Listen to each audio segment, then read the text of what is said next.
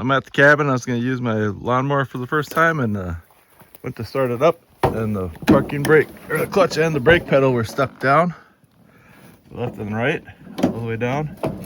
Turns out this little knob here, that's the parking brake mechanism.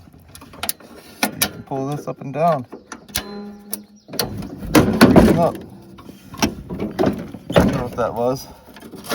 So now they're locked down. See, they won't come up.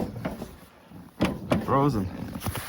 So this thing here, push both pedals down, lift up on it, and swing it back up.